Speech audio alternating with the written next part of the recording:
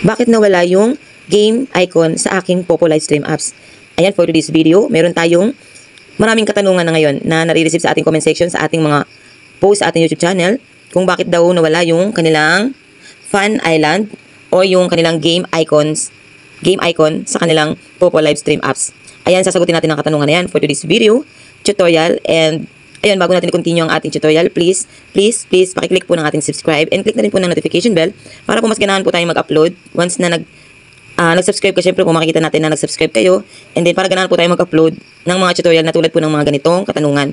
And ayun, para po ma-notify din po kayo once po nag-upload tayo ng mga tutorial about sa ating Popo apps. Ayun, syempre maraming mga nagtatanong kung bakit daw ba nawala yung game icon nila o yung Fun Island. Ayun, hindi ako masyadong makarelate mga kapopo kasi andito po yung aking Fun Island. Okay? Sa account po ni Mr. nandun din yung Fun Island icon o yung game icon. Kaya nag-research po ako mga kapopo para po masagot ko yung mga katanungan nyo.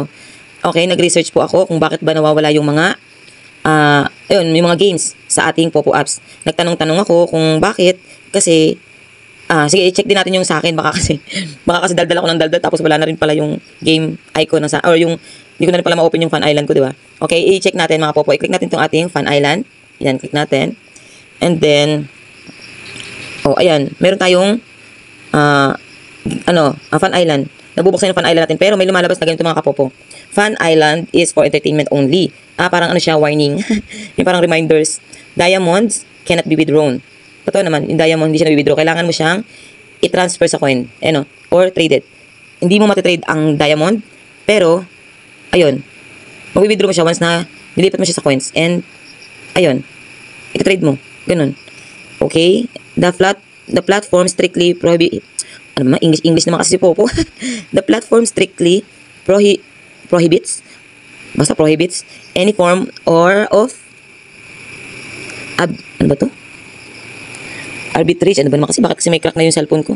Basta, inano ko na lang, I know na lang. Hindi ko na yung I know kasi ang hirap mag-translate sa Tagalog, mga kapopo. Pero yun, intindihan lang natin. Pero para sa naintindihan ko is ano lang siya, reminder na bawal tayong ma-addict sa ating pagigame sa Fun Island o sa ating Popo apps. Okay? Ayan mga kapopo, nandito naman sila. Wala namang nawala. Ngayon, okay, i-try natin. Click natin yung jungle hunt. Ayan. Dito naman siya mga kapopo. Hindi naman siya nawala, di ba? Kaya nagko-connecting lang aking wifi. Andito lang. Wala namang nawala mga kapopo. Okay, i-try natin para doon tayo sa bababa, syempre.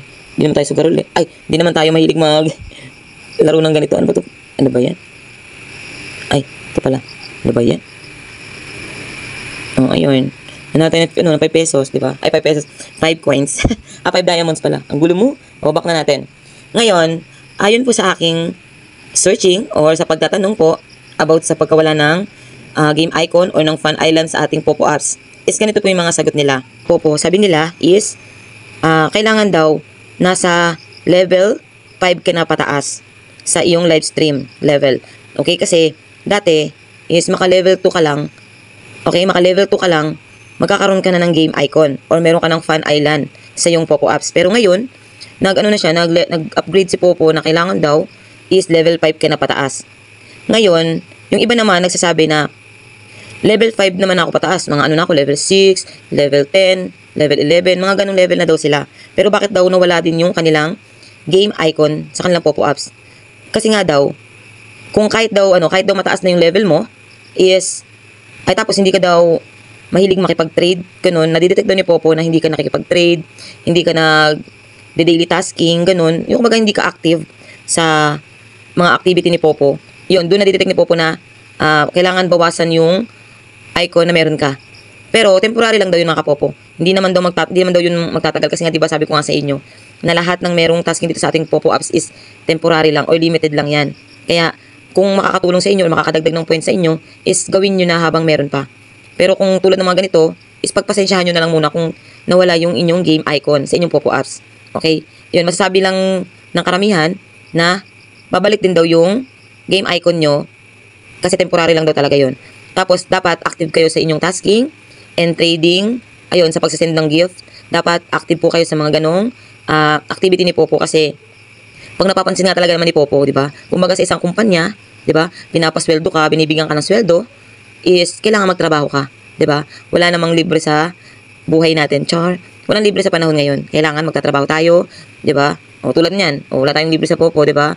O yun lang yung mga receive na coins. Tapos yun, pag upo sa panel, yun, pag solo live, yun yung mga free. Pero malaking tulong na rin yun, 'di ba? Kaya kailangan magtulungan tayo, tutulungan tayo ni Popo maka-withdraw. Tulungan din natin si Popo na makita niya na active tayo sa kanyang application. Okay? Tulungan lang para para fair lang yung laro-laro natin dito. Ayan, yun lang yung na-research ko na temporary lang daw to. Okay? Kailangan daw maging active tayo para sigurado maging active na lang tayo sa tasking tsaka sa trading tsaka sa pag-send ng gift para sure ball na makita ni Popo na tayo. Okay? Ayun for today's video. Ang ganito lang ang ating video tutorial about sa pagkawala ng mga game icon sa ating Popo apps. Ayan, sana nakatulong ako and ayun, sana po nakasubscribe ka din sa ating channel para po mas ma-notify po kayo sa mga updated po na meron po sa ating Popo apps. Okay? Again, thank you for watching. See you on our next video tutorial. Thank you for watching. Bye-bye!